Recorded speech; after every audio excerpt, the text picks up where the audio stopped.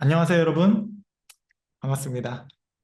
자, 1번 문제부터 한번 보도록 하겠습니다. 다음은 데이터 모델링 절차이다. 절차에 맞도록 보기에서 찾아 채우시오라고 되어 있습니다. 보기가 뭐가 있냐? 물리적 데이터 모델링, 개념적 데이터 모델링, 논리적 데이터 모델링이 있습니다. 지금 보니까 데이터 모델링의 3단계에 대해서 설명을 하고 있다는 걸 알 수가 있습니다. 그중에서 가장 첫 번째가 뭐냐? 요구사항 분석이라는 게 있네요. 지금 요구사항 분석 다음에 뭐가 올 것이냐? 차례대로 나열해라 라고 하는 문제입니다. 정보처리기사 실기 시험을 보셨던 분들은 알겠지만 안 보셨던 분들도 있어서 좀 설명을 드리자면 정보처리기사 실기 시험이라고 해서 무조건 주관식, 서술형으로 되어 있다기보다는 이렇게 좀 객관식 형태의 문제들도 가끔 간혹 출제가 됩니다. 그래서 문제의 난이도가 그렇게 어렵지는 않고요. 이제 이 순서들만 여러분들이 잘 알고 계시면 됩니다. 이 순서는 어떻게 볼 수가 있냐? 요구사항 분석 다음에 가장 먼저 해야 되는 건 개념적 데이터 모델링입니다. 개념적 데이터 모델링 다음에는 논리적 데이터 모델링, 그 다음 맨 마지막으로 물리적 데이터 모델링까지 하고 나면 데이터 모델링의 단계가 끝이 나게 됩니다. 물리적 데이터 모델링까지 하고 나면 그 이후에 뭐가 있냐? 그 이후에 구현이라고 하는 게 있습니다. 구현. 여기에는 지금 빠져 있는데 혹시 나중에 이 순서를 실제 요구사항 분석부터 시작해서 데이터 모델링의 세 가지 순서, 그다음에 구현까지 떤 순서에 의해서 이 모델링 작업이 진행이 되는지에 대해서 나오는 시험 문제가 간혹 출제가 됩니다. 그래서 여러분들이 이 정도 순서 정도는 알고 계시면 되고요. 여러분들이 외울 때는 개논물이라고 외우시면 됩니다. 개논물. 약간 발음이 좀 개눈물 같은 느낌인데, 네. 개논물이라고 외우시면 됩니다. 그래서 개논물은 여러분들이 꼭 시험 보시기 전에 그 시험장 가셔가지고 혹시 공부할 거 없다라고 하면 개논물, 개논물, 개논물 이렇게 입에다가 달고 들어가시면 굉장히 좋습니다. 어, 이제 데이터 모델링이라고 부르기도 하는데 간혹 그 시험에서는 개념적 데이터 설계라고 나오기도 합니다. 모델링이랑 설계랑 똑같은 말입니다. 그래서 개념적 데이터 설계라는 말이 나왔다라고 하면 모델링에 대한 설명이구나 라고 생각을 하시면 되고요. 데이터 모델링이라는 거에 대해서 간단하게 좀 설명을 드리자면 데이터베이스를 만들기 전에 수행하는 서류 작업이라고 생각을 하시면 됩니다. 음. 그래서 서류 작업에는 개념적 데이터 모델링, 논리적 데이터 모델링, 물리적 데이터 모델링이 끝나면 이제 데이터베이스로 최종적으로 구현이 된다라고 외우시면 좀 쉽게 문제를 푸실 수 있을 것 같습니다. 두 번째 문제입니다. 주어진 테이블에서 카디널리티와 디그리를 구하시오라고 되어 있습니다. 주어진 테이블을 보니까 학번 이름, 학년, 학과라고 해서 컬럼 이름이 4개가 존재하고요. 그 다음에 그 밑에 학생들이 몇 명 있냐? 홍길동, 김영희, 너구리, 이허수, 박고리라고 해서 5명의 학생들이 있습니다. 전부 2학년, 3학년, 1학년, 1학년, 2학년 이렇게 되어 있고요. 이런 테이블의 내용보다는 카디널리티와 디그리가 뜻하는 거, 이게 각각 어떤 의미를 뜻하는지 여러분들이 알고 계시면 굉장히 좋습니다. 자, 아마 여러분들 공부하시다 보면 카디널리티 곱이라는 말 많이 들어보셨을 거예요. 요 뒤에다가 곱을 붙여가지고 카디널리티 곱, 카디널리티 프로덕트, 카티션 프로덕트 이런 말 많이 들어보셨을 텐데 전부 다 같은 말입니다. 무슨 말이냐? 카디널리티 곱이 중요한 게 아니고 카디널리티가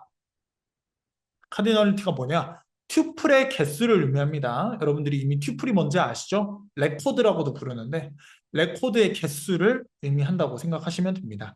지금 보니까 레코드의 개수가 하나, 둘, 셋, 넷, 다섯 개 있기 때문에 여기는 5개가 되겠고요. 디그리는 뭐냐? 차수입니다. 차수. 한국말로 하면 차수고요. 차원의 개수를 의미합니다. 차원의 개수. 데이터 과학에서 차원은 뭐냐? 컬럼을 의미합니다. 차원 하나하나를 1차원이라고 부르는데요. 요게 하나. 그 다음에 차원이 2개, 3개, 4개 있으니까 4차원. 차원의 개수는 4개다. 라고 해서 5개, 4개가 정답입니다. 어려운 문제 아니고요. 카디널리티랑 디그리가 어떤 뜻을 가지고 있는지만 여러분들이 꼭 잡고 가시면 굉장히 쉽게 풀 수 있는 문제입니다. 그래서 테이블을 이제 릴레이션이라고 부르기도 하는데 만약에 릴레이션, 주어진 릴레이션에서 카디널리티와 디그리를 구하시오라고 하면 여러분들이 처음 보는 단어들이면 굉장히 당황할 수 있기 때문에 카디널리티는 튜플의 개수 그리고 디그리는 컬럼의 개수다라고 생각만 하시면 네, 크게 문제 없이 문제 풀 수 있습니다. 3번 문제입니다. 다음은 키에 대한 설명이다. 괄호 안에 들어갈 용어를 쓰시오. 라고 합니다. 슈퍼키는 어떤 속성을 갖는다. 후보키는 뭐뭐과 뭐뭐의 속성을 갖는다라고 되어 있죠. 어떤 속성인지 슈퍼키랑 후보키가 뭔지 모르신다면 아마 슈퍼키는 어떤 속성을 갖는지 그냥 외우고 계신 분들이 많을 텐데 제가 좀 이해가 될 수 있게 굉장히 쉽게 설명을 좀 드려보도록 하겠습니다. 일단 여러분들이 알고 계신 키의 종류라고 하면 키의 종류에 뭐가 있냐? 아마 요거 있을 겁니다. PK 그리고 FK 이렇게 해서 두 가지가 아마 여러분들이 알고 계신 대표적인 키의 종류라고 생각이 되는데 이 두 가지만 있지는 않고요. 프라이머리 키, 포린 키 이외에도 총 5가지의 키가 있습니다. 총 5가지의 키가 있고 그 중에 2가지가 프라이머리 키랑 포린 키라고 생각하시면 돼요. 그리고 슈퍼키, 후보키, 외래키 이렇게 5가지가 있습니다. 저랑 같이 한번 볼게요. 자, 학생 테이블 제가 가지고 와봤는데요. 학생 테이블에는 학번, 주민등록번호, 이름, 과목이라는 컬럼 4개가 있고요. 학생은 총 6명의 학생이 있습니다. 6명의 학생들에 대해서 좀 보도록 하겠습니다. 자, 첫 번째 슈퍼키입니다. 방금 봤던 슈퍼키는 뭐냐? 유일성만을 만족하는 키를 슈퍼키라고 부릅니다. 그러면 슈퍼키가 대체 언제 쓰이냐? 슈퍼키는 총 이렇게 3개 정도가 이 테이블에서 슈퍼키라고 볼 수 있습니다.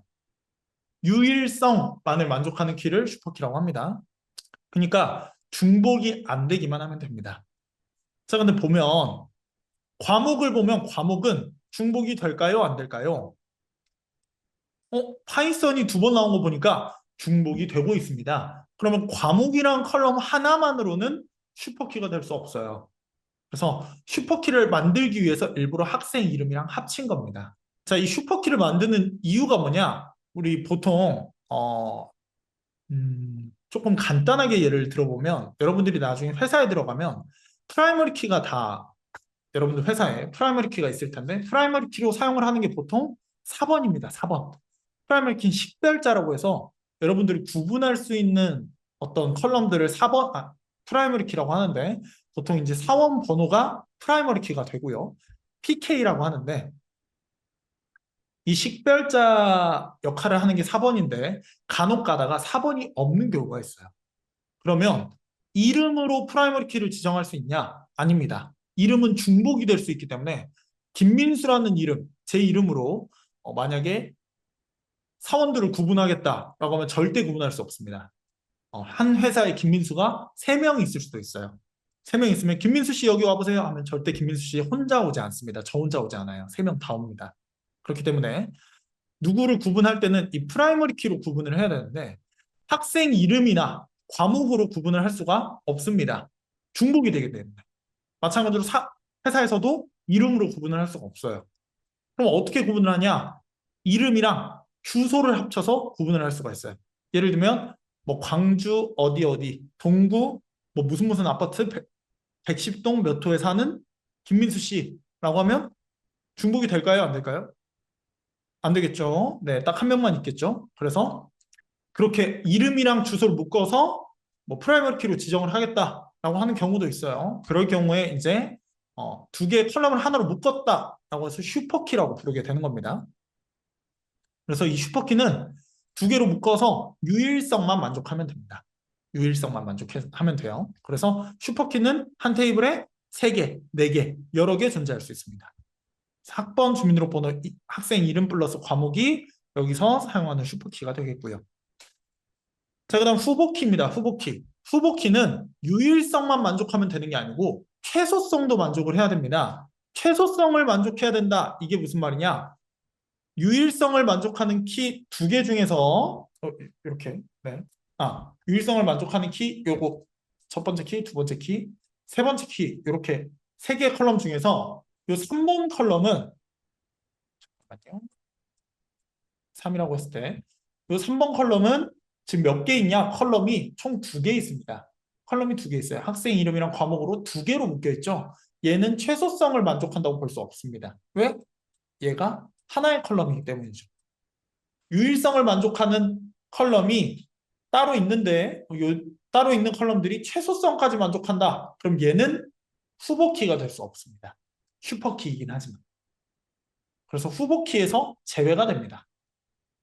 자, 그래서 학생 이름 플러스 과목은 제외가 되고요. 최소성을 만족하지 않기 때문에. 자, 그러면 후보키 다음에 뭐가 있냐? 기본키가 있습니다. 기본키가 여러분들이 잘 알고 있는 프라이머리 키입니다. 프라이머리 키는 후보키들 중에서 하나로 테이블을 대표하는 키가 되고요. 낱널과 유니크의 속성을 가지는 키가 바로 프라이머리 키가 됩니다. 학번이 프라이머리 키인데 간혹 가다가 주민등록번호는 왜 프라이머리 키가 안 되나요, 스님? 이렇게 물어보시는 분들이 있어요. 보통 주민등록번호는 누구를 식별할 때 사용하지는 않죠. 뭐 예를 들면 뭐 4번으로 누군가를 검색을 할 때 우리가 예를 들어 학교에 갔어요. 중학교, 고등학교 때 몇 학년 몇 반 몇 번 하면 그 학번으로 누군가를 구분을 할 수가 있죠. 3학년 3반 1번 하면 딱 한 명만 나옵니다. 이런 게 프라이머리 키인데 주민등록번호로 그 친구를 부른다고 생각하면 개인정보가 계속 노출이 자주 되겠죠. 그렇기 때문에 보통 개인정보처럼 민감한 정보로는 기본키, 프라이머리 키를 지정하지 않습니다. 누군가를 식별할 때는 개인정보가 아닌 사번이나 학번 같은 좀 누군가를 대표할 수 있되 좀 대중적인 데이터를 가지고 의미 없는 데이터를 가지고 기본키로 지정을 하게 됩니다. 네, 그 다음에 대체키입니다. 대체키는 뭐냐? 기본키가 될 수 있는데도 되지 못한 키를 대체키라고 합니다. 방금 학번이 프라이머리 키였죠? 학번 이외에 프라이머리 키 이외에도 프라이머리 키가 될 수 있는 키들이 있습니다. 주민등록번호나 학생 이름 플러스 과목이 프라이머리 키가 될 수 있습니다. 그런 키들을 대체키라고 합니다. 뭔가를 대체한다. 기본 키가 만약에 없다면 이 기본 키를 대체할 어떤 다른 컬럼들을 대체키라고 부릅니다. 대체키는 그렇게 어려운 개념은 아니고요. 그다음 마지막으로 이제 외래키, 여러분들이 잘 아시는 포린키가 있습니다. 포린키는 여기 학생 테이블에 있는 학번이 뭐냐면 프라이머리 키였죠. 이 프라이머리 키를 참조하는 다른 테이블의 컬럼을 가져다가 포린 키라고 부릅니다. 외래 키라고 불러요. 그래서 다른 테이블에 있는 학번, 요게 외래 키가 되겠다라고 생각을 하시면 됩니다. 5개의 키의 종류를 잘 알고 계셔야 여러분들이 실기 문제 푸실 때 전혀 문제가 되지 않습니다. 자, 그래서 방금 봤던 것처럼 우리 요 문제, 3번 문제 보시면 슈퍼키는 유일성만 만족을 하면 된다고 했죠? 유일성이고요. 그다음에 후보키는 유일성과 최소성을 만족을 해야 됩니다.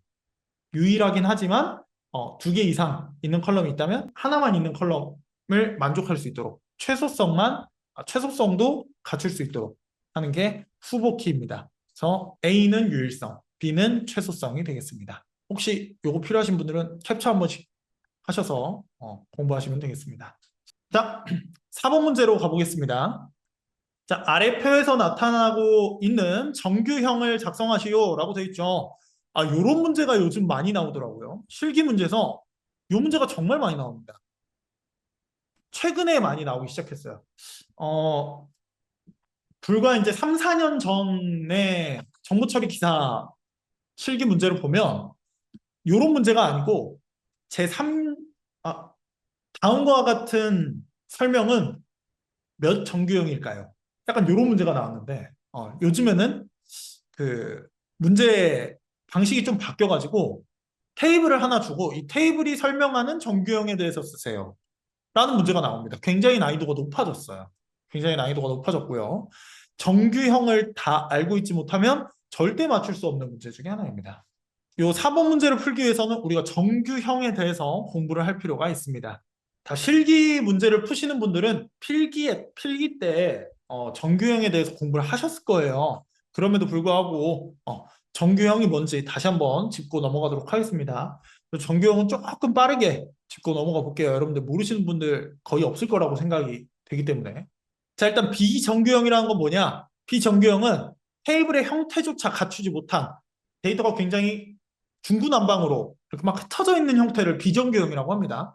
이제 이 비정규형으로 돼 있는 거를 이제 좀 테이블의 형태를 갖추고자 한다라고 하면 정규화를 실시를 하게 되는데, 정규화라는 건 뭐냐? 정규화는 데이터베이스를 설계할 때 중복은 최소화하되 데이터를 좀 효율적으로 담을 수 있도록 하는, 데이터를 구조화하는 프로세스를 정규화라고 생각을 하시면 되겠고요. 이렇게 흩어져 있는 데이터를 테이블의 형태로 갖추는 과정이 제1정규화입니다. 제1정규화를 거치면 제1정규형이 완성이 되게 되는 거죠. 자, 그래서 도메인이 원자값으로 구성되어 있어야 한다. 이게 무슨 말이냐? 우리 컬럼에 해당하는 값들이, 컬럼에 들어가는 값들이 어떤 하나의 값을 가지고 있어야 된다. 그러니까 컬럼 하나에 대해서 값들이 이렇게 좀 들어있는 테이블의 형태가 이루어져 있어야 된다라는 뜻이랑 거의 비슷하다고 생각하시면 됩니다. 그래서 1정규화는 이렇게 설명을 할 수가 있겠고요. 자, 제2정규화는 부분적 함수 종속을 제거한다. 그리고 제2정규화에서 제3정규화로 갈 때는, 제3정규형으로 갈 때 제3정규화에서 하는 건 이행적 함수 종속을 제거한다. 그리고 제3정규형에서 보이스 코드 정규형으로 갈 때는 보이스 코드 정규화, BCNF라고 합니다. 그래서 결정자이면서 후보키가 아닌 것을 제거한다. 그다음에 다치 종속 제거한다. 조인 종속 제거한다. 다 이게 무슨 말인지 제가 하나하나씩 좀 짚어가면서 설명을 드리도록 하겠습니다. 자, 제1정규화입니다.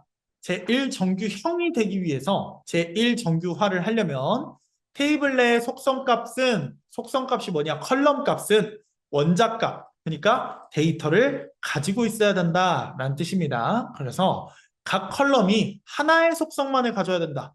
컬럼 안에 속성이 두 개 있으면 안 되겠죠. 뭐 예를 들어 이름이랑 4번이 같이 합쳐져 있는 컬럼이 없는 것처럼 나눠져 있어야 된다는 뜻입니다. 하나의 컬럼은 같은 종류나 타입을 가져야 된다. 우리 데이터 타입이라고 해서 데이터베이스에서 타입 총 세 가지 쓰죠. 데이터 타입. 문자, 숫자, 날짜를 쓰는데 데이터 타입을 지정할 때 뭐 하나의 컬럼에 대해 하나의 타입만 가져야 된다는 거죠. 굉장히 당연한 얘기입니다. 그리고 각 컬럼이 유일한 이름을 가져야 된다. 컬럼의 이름은 중복이 될 수 없습니다. 너무 당연한 얘기고요. 컬럼의 순서가 상관이 없어야 된다. 컬럼들은 각각 독립적인 존재이기 때문에 순서가 뒤바뀌어도 상관이 없습니다. 뒤바뀌었을 때 문제가 발생한다. 그러면 컬럼들 사이에 연관이 있다. 독립적이지 않다라고 판단이 되기 때문에 테이블의 형태가 아니라고 판단이 되죠. 그래서 순서가 없는 것까지 하면 이제 제1정규화가 완성이 되게 됩니다. 진짜 너무 간단하게 테이블로서 갖춰야 될 형태들을 갖추는 어떤 기본적인 작업이라고 생각하면 금방 이해가 되실 것 같아요. 자, 그 다음에 제2정규화입니다. 제2정규화는 기본적으로 다음 정규화로 가려면 그 전에 했던 정규형을 만족하고 있는 상태에서 그 다음 정규화로 갈 수가 있습니다. 자, 그래서 제2정규화는 부분 함수 종속을 제거한다. 완전 함수 종속 관계에 있다라고 하죠. 이게 무슨 말인지 이따가 저랑 같이 보도록 하고요. 일단 기본적으로 제1정규형을 만족을 해야 되고요. 모든 컬럼이 부분적 종속이 없어야 된다. 즉 모든 컬럼이 완전 함수 종속을 만족해야 된다라고 되어 있습니다. 굉장히 어려운 말 중에 하나입니다. 여러분들이 여기서부터는 좀 집중을 해줘야 돼요. 제2정규화가 굉장히 어려운 애 중에 하나거든요. 제가 좀 설명을 드리도록 할게요. 자, 이걸 설명하기 위해서는 여러분들이 결정자라는 게 뭔지 아셔야 됩니다. 결정자. 아이고, 제가 좀 가렸는데. 설명드리면서 좀 비켜드릴게요. 결정자라는 게 뭐냐? A라는 컬럼 안에 있는 레코드가 B의 컬럼 레코드를 결정짓고 있을 때 결정자라고 합니다. 그래서 A 컬럼을 B 컬럼을 이제 이럴 때 A 컬럼 B 컬럼을 결정짓는 결정자라고 하고요. B 컬럼을 A 컬럼에 함수적 종속 관계에 있습니다. 라고 합니다. 그래서 기호는 A 화살표 B를 쓰고요. 이렇게 쓴다고 생각하시면 돼요. A 화살표 B. 그러면 A가 B를 결정짓는 겁니다. 간단하게 예를 들어서 이 밑에 있는 테이블 한번 보시면, 자, 여러분들한테 한번 보시면 이 이름을 보면 이름 안에 있는 이 레코드, 이 튜플들을 보면 우리가 나이를 알 수 있을까요? 이름을 보면 나이를 알 수 있을까요? 알 수 있죠? 왜? 완두콩 씨는 15살인 거 바로 알 수 있습니다. 강치치 씨는 28살이네. V 씨는 36살이네. 라는 거 바로 알 수가 있어요. 근데 반대로 이런 경우에 이름이 나이를 결정짓고 있다고 합니다. 자, 근데 반대로 성별이라는 컬럼을 볼까요? 성별이라는 컬럼은 이름을 결정지을 수 있을까요? 없을까요? 라고 물어보면 결정지을 수 없습니다. 남자라는 사람만 보고는 완두콩 씨인지 강치치 씨인지 구분을 할 수가 없어요. 이런 경우에는 성별이 이름을 결정짓고 있지 않다라고 합니다. 그래서 이름이 지금 나이도 결정하고 있고요. 성별도 결정하고 있습니다. 완두콩 씨를 보면 나이가 15살이고 남자라는 걸 바로 알 수가 있어요. 완두콩이라는 이름만 보면. 마찬가지로 강치치 씨라는 이름만 보면 28살 남자라는 걸 바로 알 수가 있습니다. 이름이 나이를 결정짓고 이름이 성별을 결정짓고 있는 겁니다. 그러면 이 관계에 있을 때 나이는 이름한테 함수적 종속 관계에 있다라고 합니다. 함수적 종속 관계. 그래서 결정짓고 있기 때문에 나이가 이름에 속해 있는 겁니다. 그래서 김민수 씨의 나이라고 하면 김민수 씨의 나이죠. 나이는 김민수 씨에 속해 있죠.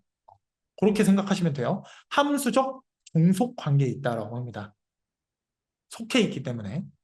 그래서 이름만 보면 나이를 알 수 있으니 이름은 나이 컬럼의 결정자 역할을 하고 나이는 이름의 함수적 종속이다 라고 부르는 겁니다. 이름이 성별을 결정짓고 이름이 나이를 결정짓는다 라고 보시면 됩니다. 하지만 성별을 가져다가 이름을 결정지을 수는 없습니다. 남자를 보고 이름을 결정질 수 없기 때문에 성별은 결정자가 아니다 라고 하는 거죠. 이게 결정자의 개념입니다. 결정자 개념을 여러분들이 잘 알고 계시면 결정자라는 말이 나왔을 때 여러분들이 당황하지 않을 수 있습니다. 자, 그러면 보면 자, 학생 테이블 한번 볼게요. 다시. 자, 지금 보면 예를 들어서 학생 이름 플러스 과목이 프라이머리 키로 가정을 해볼게요. 학생 이름 플러스 과목이 프라이머리 키로 가정을 해보겠습니다. 자, 그러면 과목으로 학번을 알 수 있냐? 과목으로 학번을 알 수는 없습니다. 맞나요? 왜냐하면 과목이 자바라는 과목을 1번 학생이 듣는지 3번 학생이 듣는지 모르기 때문에 자바라는 과목을 보면 알 수는 없지만 자바라는 과목을 보면 어떤 학생이 듣는지 알 수 없지만 이름을 보면 학번을 알 수 있습니다. 지금 이 상태의 테이블을 보면. 왜냐하면 이 학생 이름이 중복되지 않기 때문이에요. 중복되지 않기 때문에 푸르탕 씨가 학번 A0001이라는 걸 바로 알 수가 있습니다. 마찬가지로 다른 사람들도 똑같이 알 수가 있어요. 그렇기 때문에 이 학생 이름에 해당하는 이 기본 키가 두 개의 컬럼을 가지고 있는 슈퍼키인데 슈퍼키 사이에 있는 이 부분 함수, 학생 이름이라는 부분 함수가 결정자 역할을 하고 있는 겁니다. 근데 보통 결정자 역할을 하는 건 프라이머리 키여야 되거든요. 왜냐하면 어떤 컬럼 하나가 뭐 4번이라는 컬럼 하나가 주민등록번호도 결정하고 이름도 결정하고 해당 뭐 부서도 결정하고 약간 이렇게 프라이머리 키가 여러 가지를 결정을 해야 되는데 프라이머리 키 안에 있는 부분 함수, 학생 이름이라는 부분 함수가 다른 컬럼을 결정지으면 안 됩니다. 이런 규칙이 있어요. 그래서 이런 규칙이 만약에 있다, 이런 규칙이 있는 테이블이다 라고 하면 부분 함수적 종속 관계에 있는 테이블이다 라고 합니다. 이게 제거돼야 돼요. 제 2차 정규화가 되려면 부분 함수 종속이 제거돼야 합니다. 그래서 예를 들면 부분함수 종속을 제거시키려면 과목을 빼고 차라리 학생 이름을 가져다가 프라이머리 키 하나로만 지정을 시켜버리는 거예요. 그럼 얘가 학번도 결정하고 주민등록번호 결정하고 과목도 결정할 수 있잖아요. 이렇게 해버리는 겁니다. 그러면 얘 자체가 부분함수가 아니고 완전함수가 되기 때문에 하나가 곧 전체이기 때문에 완전함수 종속관계에 있도록 만드는 게 제 2차 정규화라고 생각하시면 됩니다. 그래서 좀 정리를 하자면 부분함수 종속 제거는 완전함수 종속관계에 있다라고 할 수가 있습니다. 이 두 개가 똑같은 말이에요. 부분함수 종속을 제거한다. 그래서 부분함수 프라이머리 키에 슈퍼키 안에 있는 어떤 부분함수가 다른 애를 결정짓고 있다면 얘를 떼가지고 그냥 프라이머리 키를 만들겠다라고 하면 완전함수 종속관계에 있다라는 말이랑 똑같습니다. 그래서 2차 정교화는 부분함수 종속을 제거하고 완전함수 종속관계로 만드는 거다라고 생각을 하시면 되겠습니다. 자, 2차 정교화가 조금 어렵고요. 3차 정교화보다는 좀 쉬워집니다. 제3 정교화는 좀 쉬워져요. 3NF라고 해서 3NF를 하려면 이 정규형을 일단 만족을 해야 됩니다. 제2 정규형을 만족한 상태여야 되고 이행함수 종속을 제거한다라고 되어 있습니다. 이행함수 종속성을 없앤다라는 뜻이고요. 기본키를 제외한 속성내 간에 이행함수 종속이 없어야 된다. 이게 무슨 말이냐면 자, 지금 보면 여기 이 테이블 보면 학생 이름이 주민등록번호를 결정하고 있어요. 주민등록번호가 학번을 결정하고 있습니다. 학번이 학생 이름을 또 결정하고 있어요. 그래서 약간 물고 물리는 관계에 있어요. 그래서 이걸 뭐라고 하냐면 좀 쉽게 말하면 A는 B고 B는 C고 A는 C의 관계에 있다. 이렇게 말을 하는데 요걸 이행적 함수 종속이라고 합니다. 나중에 여러분들이 요거 정말 많이 보시게 될 거예요. 이건 좀 기억을 해주시면 좋습니다. 이행적 함수 종속에 있다라고 합니다. 그래서 학생 이름이 주민등록번호를 결정하고 주민등록번호가 학번을 결정하고 학생 이름도 학번을 결정하는 물고 물리는 관계에 있는 걸 이행함수 종속성이라고 합니다. 이걸 제거해야 됩니다. 이게 없어야 돼요. 이렇게 결정자가 너무 많으면 안 됩니다. 학생 이름도 결정자, 주민등록번호도 결정자, 학번도 결정자. 이렇게 결정자가 너무 많으면 좀 문제가 발생할 수 있어서 요걸 제거하는 걸 뭐라고 하냐? 제3 정규화라고 합니다. 자, 그 다음에 이제 제3 정규화 다음에 제4 정규화가 나와야 될 것 같은데 제4 정규화 사이에 뭐가 있냐면 보이스 코드 정규화라고 해서 BCNF라고 합니다. 보이스 코드 정규화가 있습니다. 후보키 집합에 속하지 않은 결정자의 함수 종속을 제거한다. 요게 보이스 코드 정규화가 생각보다 시험에서 자주 나오더라고요. 요걸 많이 헷갈려 하셔서 제가 좀 설명을 드려보겠습니다. 왜 3정규화에서 4정규화로 넘어가지 않냐면 보이스 코드 정규화를 제2의 3정규형이라고 부릅니다. 얘도 마찬가지로 결정자가 너무 많은 경우에 테이블에 결정자가 많은 경우에 발생하는 현상 중에 하나입니다. 일단 제3 정규형을 만족을 해야 되고요. 모든 결정자가 후보키여야 된다라고 합니다. 후보키는 유일성과 최소성을 만족해야 된다고 했죠. 모든 결정자가 후보키여야 된다라고 합니다. 자, 보면 학생 이름 플러스 과목이 기본키라고 간주를 하도록 해보겠습니다. 학생 이름 플러스 과목, 강백호 플러스 자바, 강백호 플러스 데이터베이스 이런 것들이 기본키라고 간주를 했을 때 기본키가 지금 담당 선생님을 결정을 하고 있습니다. 강백호 씨의 자바 선생님은 강예진 선생님, 강백호 씨의 데이터베이스 선생님은 김민수 선생님, 최치수 씨의 자바 선생님은 이주희 선생님 이런 식으로 그 학생 이름이랑 과목이 합쳐져서 선생님을 결정을 하고 있습니다. 그러니까 제3 정규형을 만족한다고 볼 수 있어요. 그리고 요 안에 있는 부분 함수들이 밖에 있는 담당 선생님을 결정하고 있지는 않기 때문에 제2 정규형도 만족을 할 수가 있습니다. 자, 근데 여기서 문제가 있습니다. 여기 밖에 있는 결정자가 아닌 담당 선생님이 만약 담당하고 있는 과목이 딱 하나밖에 없다. 강예진 선생님은 자바만 하고 김민수 선생님은 데이터베이스만 하고 이주희 선생님은 자바만 하고 이런 식으로 담당하고 있는 과목이 한 개밖에 없다는 가정을 세운다면 선생님이 과목을 결정하는 결정자가 될 수 있습니다. 선생님이 과목을 결정하고 있어요. 근데 얘는 후보 키가 아닙니다. 방금 보셨다시피 프라이머리 키가 요 밖에 있는 얘기 때문에 최소성을 만족하는 얘기 때문에 그래서 후보 키가 아닌데 결정자 역할을 하고 있기 때문에 이럴 때는 보이스 코드 정규형을 진행을 해주셔야 됩니다. 후보 키 집합에 속하지 않은 결정자의 함수 종속을 제거해 줘야 돼요. 함수 종속을 제거할 때는 어떻게 제거하냐? 테이블을 찢어주면 습니다. 이렇게 테이블을 분리해서 어차피 담당 선생님의 과목이 딱 하나밖에 없다면 과목 하나씩만 이렇게 연결되도록 해주면 됩니다. 그 다음에 강백호 씨가 강예진 선생님의 수업을 듣는다.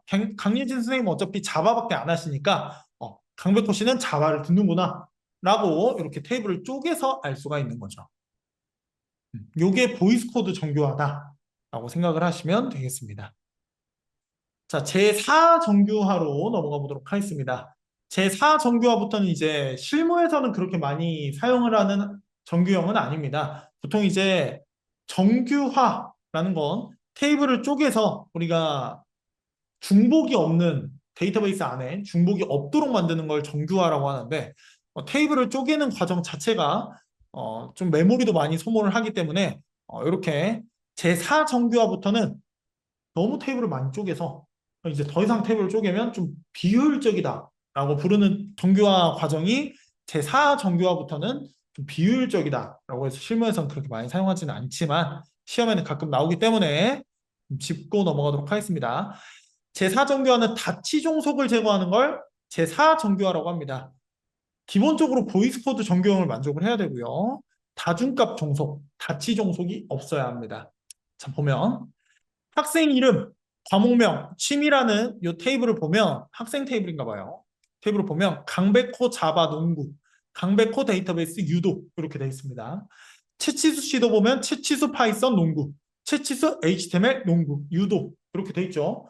근데 사실 생각해 보면 강백호 씨가 자바랑 데이터베이스 둘 다 듣는 거잖아요. 이 사람 두 사람 똑같은 사람입니다. 똑같은 사람인데 자바랑 데이터베이스를 듣는데 또 농구랑 유도를 각각 따로 하고 있습니다. 근데 막상 얘네들을 보면 튜플 단위로 보면 중복이 되고 있냐? 중복이 되고 있지는 않습니다. 교묘하게 중복이 되고 있잖아요. 그래서 강백호 자바 농구라고 하는 거 풀어서 써보면 이렇게 쓸 수가 있습니다. 강백호 씨 자바를 듣는 강백호 씨는 농구도 좋아하고 유도도 좋아합니다. 예를 들면 데이터베이스 수업을 듣는 강백호 씨는 농구도 좋아하고 유도도 좋아합니다. 이런 식으로 중복되게 데이터를 쓸 수가 있는데 이렇게 중복되는 걸 데이터베이스는 굉장히 싫어하기 때문에 다치종속 이런 관계에 있는 걸 다치종속이라고 하는데 다치종속을 제거할 거면 학생에 따른 과목이랑 취미를 분리를 해줘요. 강백호 씨는 자바 데이터베이스 이렇게 듣도록 강백호 씨는 농구 유도 취미 테이블이랑 과목 테이블 이렇게 구분할 수 있는 테이블 두 개가 필요하다라고 해서 얘를 쪼개는 행위를 다치종속 제거라고 하는 걸 다치종속 제거라고 합니다. 그걸 사정교화라고 한다. 자, 이제 마지막 정교화 5정교화입니다. 굉장히 좀 정교화에 대해서 제가 자세하게 설명을 드리고 있는데 이 정교화 문제가 정말 좀 요즘 좀 어렵게 출제가 되기 때문에 여러분들이 꼭 정교화 과정은 이해를 해 놓으시면 참 좋습니다. 자, 제5정교화는 조인 종속이 제거되어야 한다라고 합니다. 제4정교형을 만족한 상태에서 조인 연산을 했을 때 손실이 없는 정교화가 제5정교화입니다. 자, 여기 회사 테이블 한번 볼까요? 회사 테이블 보면 유민의 IT, 철군의 AI, 유민의 IT 나오고요. 자바 데이터베이스, 자바. 고구마, 감자탕 이렇게 해서 교묘하게 얘네가 세 번씩 등장을 해요. 보면 얘도 세 번 등장하고요. 얘도 세 번 등장합니다. 세 번씩 등장하는데 지금 튜플 단위로 놓고 보면 중복이 되냐? 중복이 되고 있지는 않습니다. 이럴 때 그 조인 종속을 제거하기 위해서 이렇게 조인 종속을 제거하기 위해서 테이블을 3개로 쪼개는 거예요. 테이블을 3개로 쪼개서 회사 이름이랑 사용 언어, 담당자랑 사용 언어, 담당자랑 회사명 이렇게 3개로 나누는 겁니다. 근데 사실 튜플이 4개가 있는데 이걸 쪼개고 나니까 튜플이 총 9개가 됐어요. 테이블은 하나였는데 테이블이 총 3개가 됐습니다. 이렇게 쪼개는 경우에는 굉장히 메모리 사용량이 굉장히 많아지고 좀 뭐라고 해야 될까?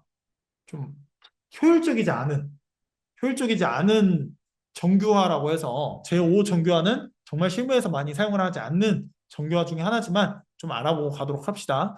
조인 종속이 제거돼야 된다. 이 말은 무슨 말이냐면 조인을 했을 때 이 조인 연산을 해서 쪼개고 난 A 테이블, B 테이블, C 테이블을 전부 조인하고 났을 때 조인한 맨 마지막 결과가 원래 테이블로 돌아왔을 때 조인 종속이 제거되었다. 조인했을 때 손실이 없다. 라고 합니다. 그래서 조인 종속을 제거하는 과정 자체를 제5 정교화라고 하고요. 제5 정교화를 만족하려면 조인 연산을 했을 때 튜플의 손실이 없어야 한다라고 생각을 해주시면 되겠습니다. 요거는 이제 여러분들이 실제 정규화가 되어 있는 테이블을 보고 이게 몇 차 정규화까지 된 테이블이구나를 구분하려면 이렇게 좀 자세히 아셔야 되기 때문에 제가 말씀을 드린 거고요. 문제를 푸실 때는 적어도 이 정도는 알고 계셔야 됩니다. 1차 비정규형에서 1차 정규형으로 갈 때는 뭐가 만족이 돼야 되는지, 제1 정규형에서 제2 정규형으로 갈 때는 뭐가 만족이 돼야 되는지 각각 알고 계셔야 되는 게 여러분들이 필수적으로 알고 계셔야 되는 거고요. 그래서 문제를 좀 풀어보자면 다음 표에서 나타내고 있는 정규형을 작성하시오. 이런 문제가 정말 많이 나와요.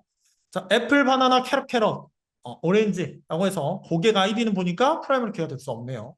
영어 회화, 기초 토익 얘도 프라이머리 키가 될 수는 없습니다. 강사 번호도 마찬가지로 프라이머리 키가 될 수 없네요.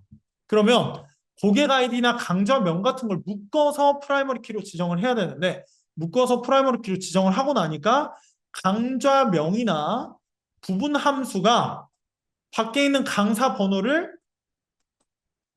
결정짓고 있지는 않네요. 그렇죠?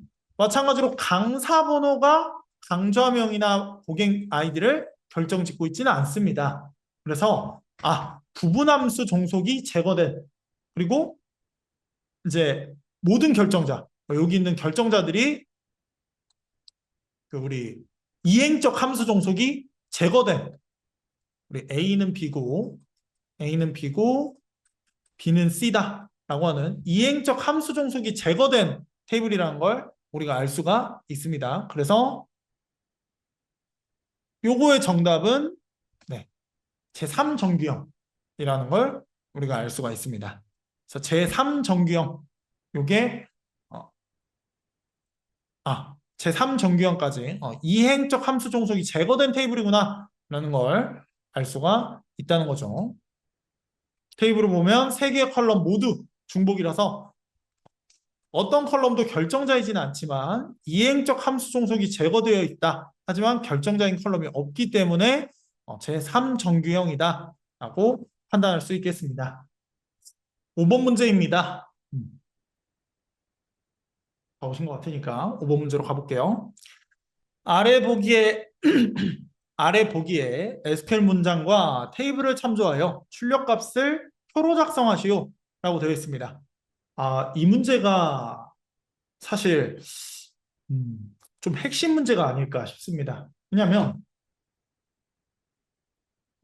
이 문제가 요즘에 좀 데이터 이제 정보 처리 기사 실기 문제들도 보면 제가 느끼기에는 좀 대세 문제들이 있어요. 대세 문제들이 있는데 대세 문제 중에 하나가 뭐였냐? 방금 정규형에 관련된 문제였고요. 정규화에 관련된 문제는 사실 대세라고 할 것도 없죠. 예전부터 계속 이제 좀 많이 출제가 되었던 굉장히 좀 단골 문제고 요즘 좀 대세가 된 문제가 요 문제가 아닐까 싶습니다. 바로 서브 쿼리에 관련된 문제입니다. 이 서브 쿼리에 관련된 문제는 실기뿐만 아니고 필기에서도 정말 자주 출제가 되는 문제 중에 하나고요. 서브 쿼리에 관련된 걸 좀 설명을 드리면서 문제를 풀어보도록 할게요. 자, 아래 보기의 SQL 문장과 테이블을 참고하여 출력값을 표로 작성하시오라고 되어 있습니다. 지금 보니까 select B라고 하고요. B라는 컬럼은 어디 있냐? 여기 R1이라는 컬럼에 있고요. R2라는 컬럼에는 B라는 컬럼이 없네요. R1에서 예상대로 R1에서 B라는 컬럼을 선택하고 있고요. 웨어절의 C라고 해서 C를 선택을 할 건데 in이라는 인이 뭐냐? 우리 등호랑 똑같은 의미를 가진 어, 연산자라고 생각하시면 돼요.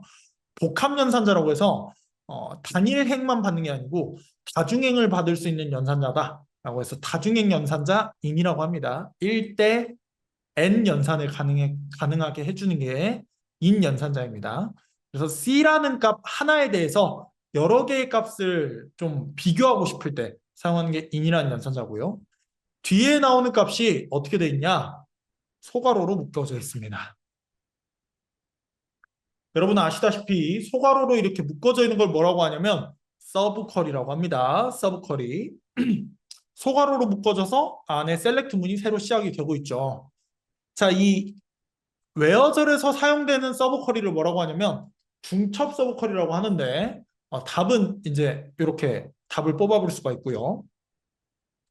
여러분들이 중첩 서브 쿼리의 특징에 대해서 잘 알고 있으면 이런 문제를 푸는데 15초 이상 걸리지 않습니다. 많아봤자 20초. 20초면 문제 풀고 다음으로 갈 수 있습니다. 굉장히 쉬운 문제 중에 하나입니다. 자, 서브 쿼리에 대해서 좀 설명을 드릴게요. 특히나 서브 쿼리 중에 중첩 서브 쿼리가 요즘 정보 처리 기사 실기뿐만 아니고 필기 시험 문제에서 정말 자주 출제가 되는 대세인 문제 중에 하나입니다. 자, 그래서 웨어절에서 사용되는 서브 쿼리를 중첩 서브 쿼리라고 하고요. 메인 쿼리랑 관계가 있는지 없는지에 따라서 관계가 있으면 상관이 있다. 상관 서브 쿼리. 관계가 없으면 비상관 서브 쿼리로 나누게 됩니다. 그래서 여기 보면 어, 서브 쿼리라는 건 이런 거죠. 얘가 이제 메인 쿼리가 되겠고요. 메인 쿼리. 그다음에 그 안에 있는 이 빨간색 박스에 있는 게 서브 쿼리가 되겠습니다. 메인 서브. 우리 많이 이런 말 많이 쓰죠. 메인이 있으면 서브가 있다. 약간 이런 느낌으로. 그래서 메인 쿼리를 도와주고 있는 쿼리라고 생각을 하시면 돼요. 서브 쿼리. 자, 근데 이 서브 쿼리가 상관, 비상관 둘 중에 하나로 나뉘게 되는데 비상관 서브 쿼리는 어떤 서브 쿼리냐? 메인 쿼리의 실행 결과와 상관없이 답을 딱 도출을 해버리는 게 비상관 서브 쿼리입니다. 그래서 상관 서브 쿼리랑 비상관 서브 쿼리를 구분할 줄 아셔야 돼요. 구분할 줄 알면 문제를 푸는데 20초면 풀 수 있습니다. 자, 볼게요. 비상관 서브 쿼리는 메인 쿼리의 실행 결과랑 전혀 상관없이 답을 딱 하나로 도출을 해버립니다. 독립적인 쿼리입니다. 독립적인 쿼리. 독립적인 쿼리라고 할 수가 있어요. 비상관 서브 쿼리는. 그래서 독립적으로 서브 쿼리 실행 결과가 어떤 값을 하나 딱 도출을 하기 때문에 이 도출한 값을 가지고 비교를 하면 돼서 서브 쿼리가 메인 쿼리보다 먼저 실행이 됩니다. 먼저 실행이 돼서 서브 쿼리에서 값이 딱 하나가 나오면 그 값 하나랑 메인 쿼리에 있는 웨어절의 어떤 컬럼 하나랑 비교해서 비교가 끝나면 답이 딱 나오게 돼 있어요. 이게 비상관 서브 쿼리고요. 상관 서브 쿼리는 반대로 메인 쿼리의 실행 결과에 따라서 서브 쿼리의 값이 계속 변동이 있는 서브 쿼리를 상관 서브 쿼리라고 합니다. 상관 서브 쿼리는 서브 쿼리의 값이 계속 변하려면 메인 쿼리의 값도 계속 변해야 합니다. 그렇기 때문에 서브 쿼리보다 메인 쿼리가 먼저 실행돼서 어떤 사람이 들어갔냐에 따라서 뭐 연봉이 바뀐다거나 부서가 바뀐다거나 이런 식으로 서브 쿼리에 있는 값이 계속 바뀌는 쿼리를 상관 서브 쿼리라고 합니다. 그래서 여기 다 보셨을까요? 상관 서브 쿼리는 그런 서브 쿼리다. 그래서 우리 5번 문제에 있는 쿼리를 보시면 요게 여기 있는 중첩 서브 쿼리가 상관인지 비상관인지 먼저 판단을 하셔야 됩니다. 먼저 판단을 하셔야 되는데 딱 보면 어 일단 테이블이 다른 테이블을 사용하고 있죠. R2라고 하는 다른 테이블을 사용하고요. R2에 있는 C 컬럼이기 때문에 R2에 있는 D 컬럼, R2에 있는 C 컬럼이기 때문에 전혀 메인 쿼리랑 전혀 관련이 없습니다. 비상관 서브 쿼리입니다. 이걸 파악하는 순간 여러분들이 프로그래밍 언어를 배우다 보면 정말 이제 SQL 문제를 풀 때, 우리 데이터베이스 문제를 풀 때 안 좋은 습관 중에 하나가 위에서부터 밑으로 풀려고 하는 습관 중에 하나인데 이런 습관을 이용해서 여기서 시간을 많이 잡아먹게 하는 게 이 문제의 출제 의도입니다. 그래서 다른 문제에서 좀 시간을 버시려면 자, 여기 있는 비상관 서브 쿼리, 비상관 서브 쿼리를 먼저 해석해서 값을 딱 하나 도출을 하고 그 다음에 메인 쿼리로 가가지고 값을 비교한 다음에 답을 도출하면 끝입니다. 자, 그래서 보면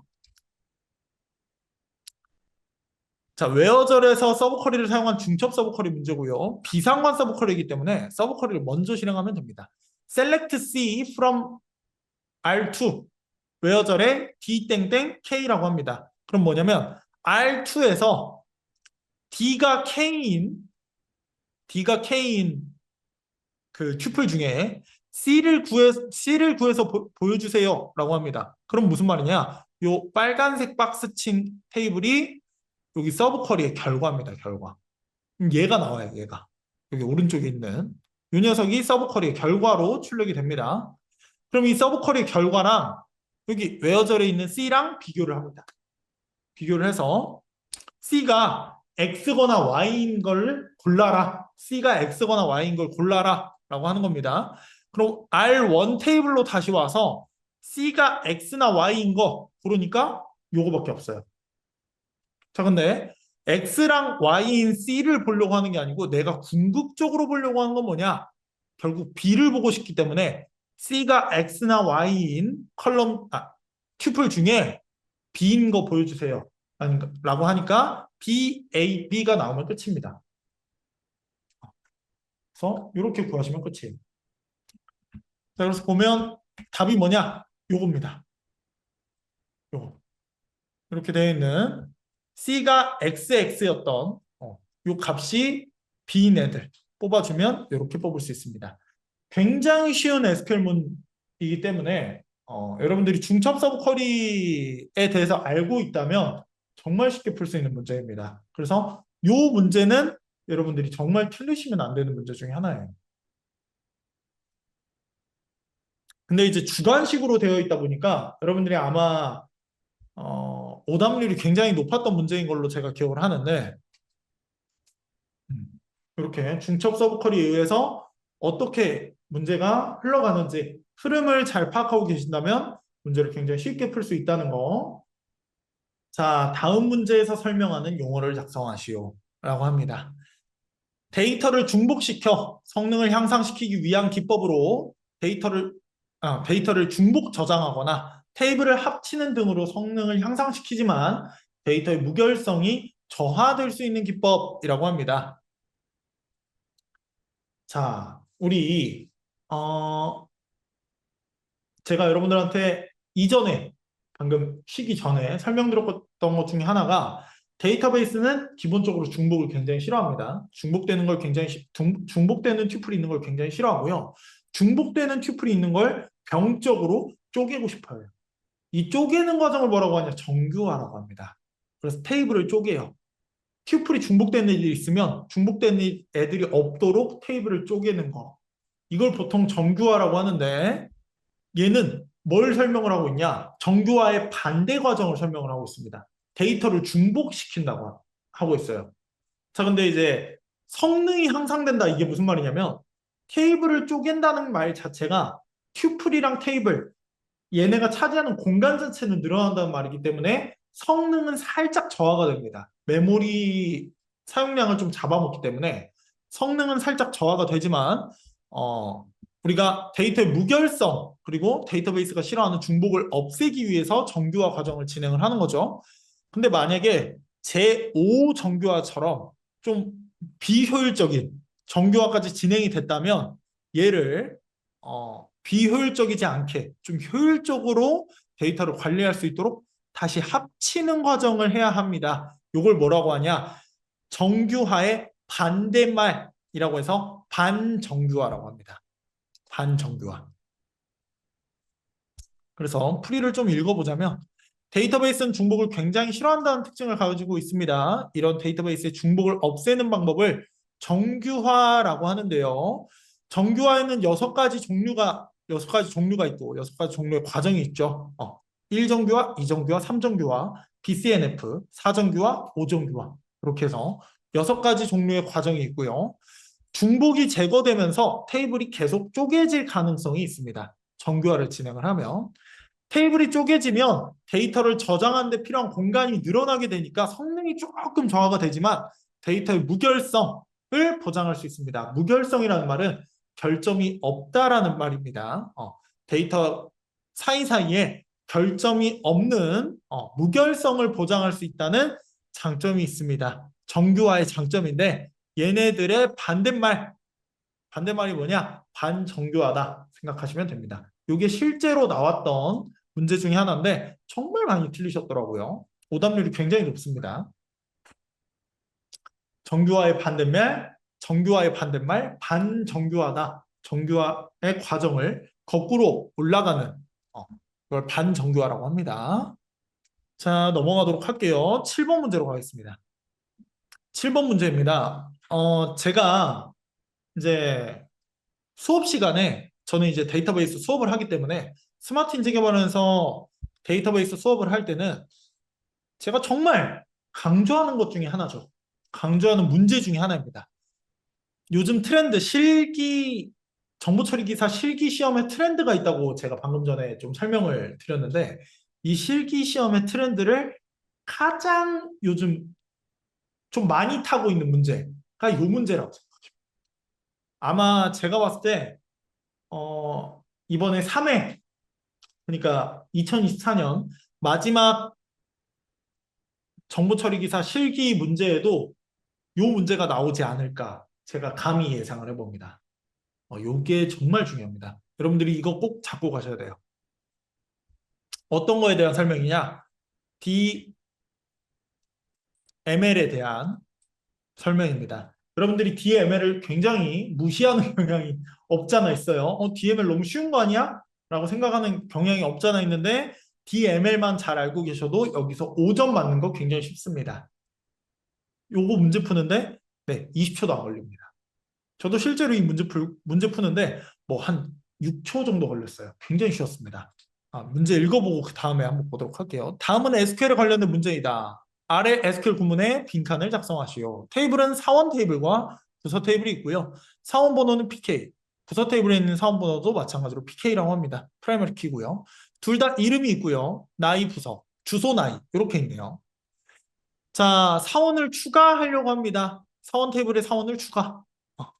그리고 사원을 검색하면서 부서 테이블에 추가. 마찬가지로 추가하는 거. 테이블 조회하는 거. 그 다음에 해당 값으로 변경하는 거.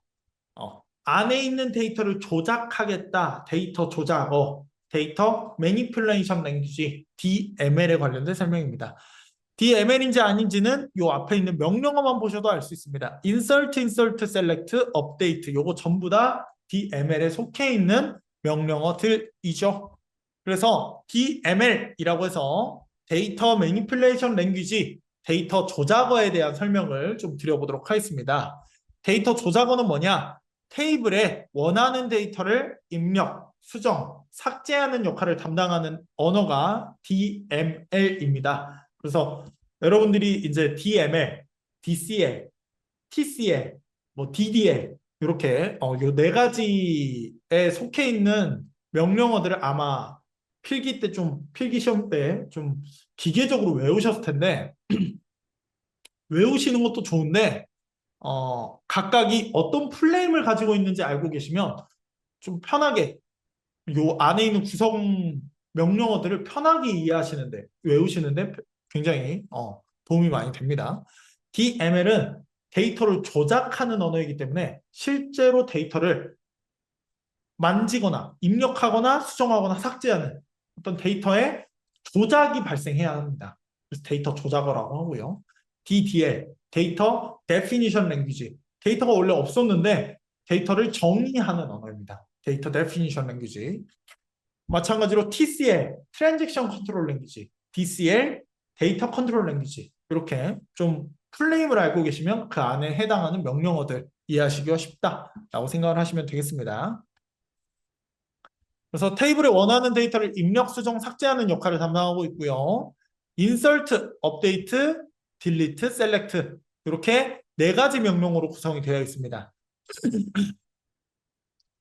자, insert 데이터를 입력하는 명령어, update 기존 데이터를 새로운 내용으로 수정하는 명령어, 자, delete 기존 데이터를 삭제하는 명령어, 그리고 select 데이터를 테이블에 있는 데이터를 조회하는 명령어입니다. 자, 이 DML을 제가 왜 말씀을 드리냐? 정보 처리 실기 시험에서 정말 최근에 매년 빠지지 않고 등장할 정도로 중요도가 굉장히 높은 언어입니다. 그래서 이 DML들은 다 짝꿍이 있어요. 짝꿍들을 여러분들이 잘 기억하고 계시면 DML 문제를 풀기가 쉽습니다.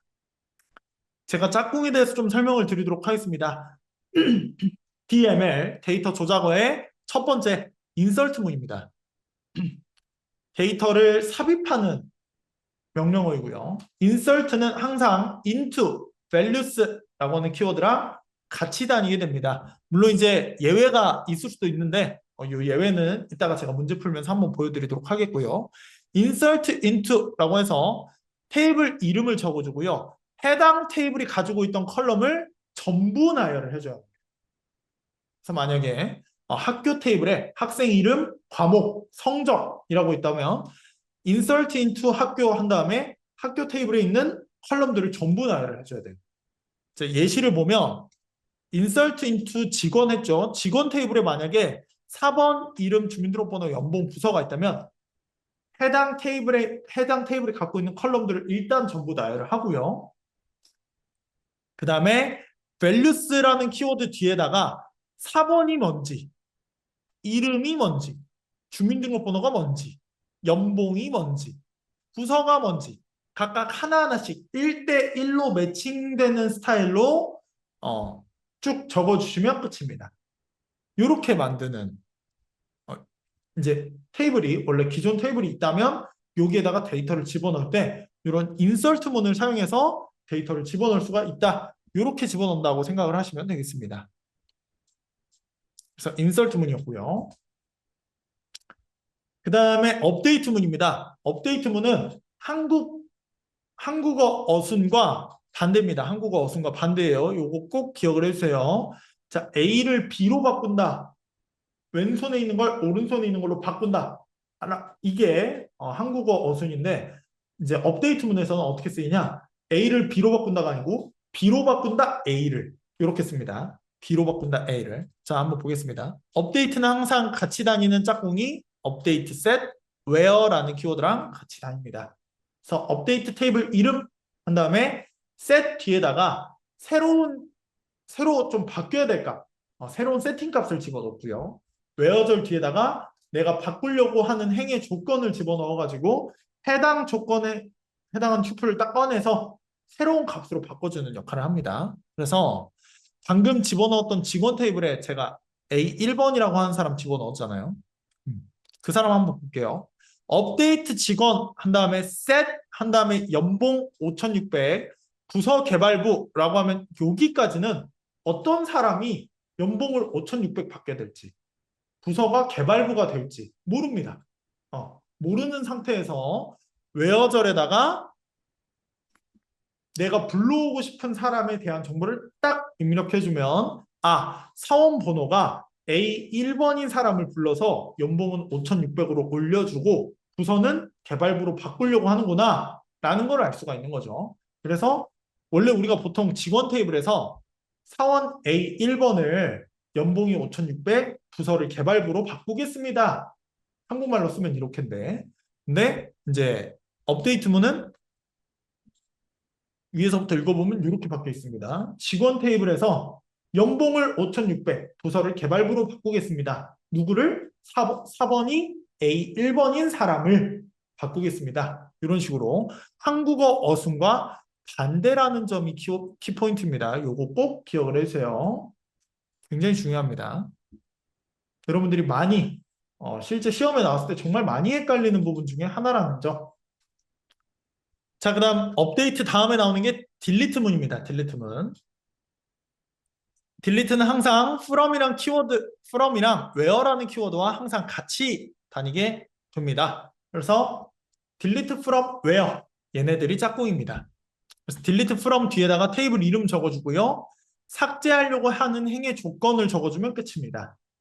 그래서 delete from 직원 하면 직원 테이블에서 내가 어떤 직원에 대한 정보를 삭제를 할 건데 해당 직원에 대한 정보를 where절에다가 적어주면 해당 직원에 대한 정보를 딱 불러와서 직원 테이블에 삭제를 해줍니다. 그래서 딜리트문은 delete from where 얘네들이랑 같이 다닌다. 그래서 좀 정리를 해보자면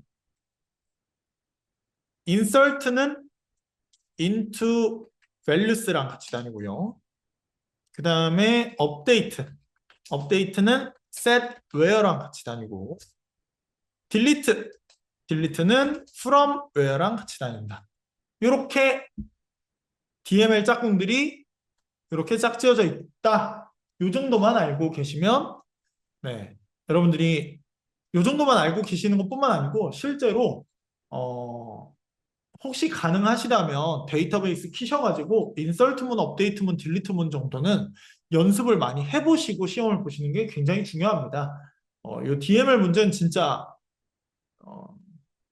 제가 감히 이런 말씀 드리긴 좀 그렇지만 시험에서 정말 자주 나오고 이번 시험에도 아마 높은 확률로 나올 문제라고 생각이 되기 때문에 요거 한 번씩 연습을 해보시고 가시면 참 좋을 것 같아요. 그래서 꼭 문제 5점 정도 챙기시기 바랍니다. 자, 그러면 한번 방금 우리 배웠던 짝꿍들을 가지고 문제를 한번 풀어보도록 하겠습니다. 일단은 2번 문제, 여기 2번 있는 거 얘 빼고 얘는 조금 예외가 있어가지고 얘 빼고 1번부터 풀어보겠습니다. 신입사원이 들어와서 사원 테이블에 추가를 하겠다. insert into 사원, 그 다음에 사원 번호, 이름, 주소, 사원 번호, 이름, 주소, 부서가 아니고 나이겠죠. 여기 나이겠죠. 제가 이거 기출문제에 있던 거를 그대로 가져온 거기 때문에 아마 오타가 있었던 것 같은데 아마 나이일 겁니다. 주소든 어쨌든 네 좋습니다. 사원 테이블에다가 사원 번호 이름 뭐 추가하겠다라고 하고 insert into 쓴 다음에 짝꿍이 없기 때문에 여기에 뭐가 들어가냐 values라고 하는 키워드가 들어가야 합니다. values. 자, 그 다음에 여기 밑으로 와서 전체 사원 테이블 조회하겠다. 셀렉트문에 대한 설명입니다. 셀렉트 아스타리스크 from 사원. 이 정도는 여러분들이 아시겠죠? from이 들어가야 한다는 거. 3번은 from입니다. 자, 그 다음에 퇴사로 인해서 부서에 해당하는 값을 퇴사로 변경하겠다. 퇴사로 변경하겠다라고 합니다. 퇴사했다고 해서 삭제하는 게 아니고 업데이트하겠다라는 뜻이죠. 업데이트는 항상 짝꿍이 있다고 했죠. where절 말고도 set이라는 짝꿍이 있습니다. set이라는 짝꿍을 알고 있으면 문제를 풀 수 있었습니다. 굉장히 쉽죠. 그래서 해당하는 짝꿍들을 알고 있으면 문제 풀 수 있었다는 거. 자, 2번 문제가 이제 문제인데 2번 문제는 잘 보시면 위 신입사원을 검색하면서 부서 테이블에 추가하겠다라는 뜻입니다. 검색함과 동시에 추가하겠다. 이게 어떤 뜻인지 저랑 같이 한번 볼게요. insert into 부서 한 다음에 부서 테이블에 있는 컬럼 정보들 전부 다 불러와 주고요. 사원 번호, 이름, 나이, 부서 불러와 주고 그 다음에 여기에다가 원래 insert into 한 다음에 values가 들어가야 할 것 같은데 values는 위에서 한번 썼죠. 우리가 감각적으로 1번에서 values를 썼으니까 2번은 values가 아니겠구나 라는 걸 알 수가 있겠죠. 자, 보니까 2번은 어떻게 사용이 되고 있냐면 사원 번호, 이름, 나이 23 이라고 한 다음에 from절의 사원, where절의 이름 정식이라고 합니다. 이거 생긴 게 select절처럼 생겼다라는 걸 알 수가 있습니다. 여기에 select가 들어갈 것 같은데? 네, 맞습니다. 여기엔 select가 들어가야 하고요. insert문은 기본적으로 우리가 인설트문에다가 컬럼 정보를 모두 입력을 하는 이유가 있습니다. 자, 예를 들어 여기 A 컬럼 잘 보이시나요? A 컬럼, B 컬럼, C 컬럼, D 컬럼이 있다고 했을 때 여기에 해당하는 테이블에 값을 집어넣고 싶은데 자, 만약에 요런 데이터를 집어넣겠다라고 하면 테이블은 요런 데이터를 용납하지 않습니다. 용납하지 않아요. 왜냐? 여기가 비어있기 때문이죠. 테이블은 기본적으로 직사각형 형태로 생겨야 됩니다. 꼭 사각형의 형태를 유지해야 되기 때문에 여기가 비어있는 걸 인정할 수 없습니다. 그래서 항상 컬럼에 대한 걸 모두 써주고 그 컬럼에 해당하는 값들을 매칭을 하나하나 시켜주셔야 됩니다. 하나하나. 그래서 얘도 원래 비어있으면 안 되고 D 테이블에 차라리 열 값을 넣었으면 넣었지 비어있으면 안 돼요. 그래서 꼭 차 있어야 됩니다. 이런 형태로 집어넣어야 하는데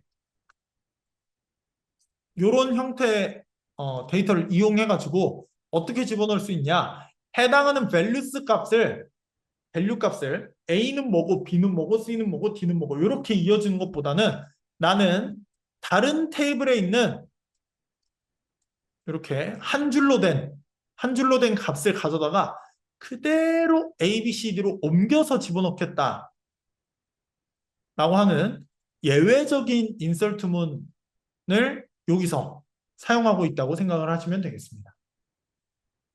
그래서 이런 방법이 이제 2번에서 여기 7번 2번에서 사용이 되고 있는 방법이라고 생각하시면 돼요. 그래서 다른 테이블에 있는 그 한 줄짜리 를 조회를 해가지고 다른 테이블에 있는 한 줄을 조회해서 해당 다른 테이블로 좀 B 테이블로 옮겨서 좀 집어넣는 형식으로 지금 구성이 되고 있다라고 생각을 하시면 되겠습니다. 그래서 여기에는 2번에는 select가 들어가야 합니다. 1번은 values, 2번은 select, 3번은 from, 4번은 set 이렇게 들어가면 되겠습니다. 7번 문제의 답은 이렇게입니다. 8번 문제입니다. 다음 빈칸에 들어갈 유니온 연산의 결과값을 작성하시오라고 되어 있습니다. 지금 쿼리문을 보니까 select A from T1, union, select A from T2, 그 다음에 order by A, D, S, C라고 되어 있습니다. 이 union이라는 함수가 뭐냐면 내가 어떤 테이블의 쿼리를 조회할 수 있는 select 쿼리 1번이라고 한번 가정을 해볼게요. 셀렉트 쿼리 1번이랑 여기 다른 테이블이든 같은 테이블이든 상관은 없지만 다른 테이블에 있는 셀렉트 쿼리 2번을 가져다가 유니온 하게 되면 유니온이 뭐냐? 합집합입니다. 여기 셀렉트 1번의 결과와 셀렉트 2번의 결과를 합쳐줍니다. 그래서 우리 합집합이라고 생각을 하시면 되는데 이제 유니온에는 종류가 두 가지가 있습니다. 합집합에는 종류가 두 가지가 있어요. 뭐가 있냐면 첫 번째가 유니온, 그냥 유니온이 있고요. 합집합. 그다음에 유니온 올이 있습니다. 올. 이렇게 두 가지가 있는데 유니온은 그냥 합집합이에요. 그래서 합집합을 합쳐주긴 하는데 중복을 제거하고 합쳐줍니다. 자, 근데 유니온 올이라는 걸 사용하면 중복이 제거되지 않은 채 합쳐집니다. 그래서 243이랑 314죠. 314를 합쳐서 DSC 내림차순으로 정렬하겠다라고 하면 4321이 나오게 됩니다. 4321이 나오게 되는데 얘네들을 이제 유니온이라고 해서 중복을 없애주내고 만약에 중복 EC 출력하겠다라고 하면 4433 2, 1 이렇게 됩니다.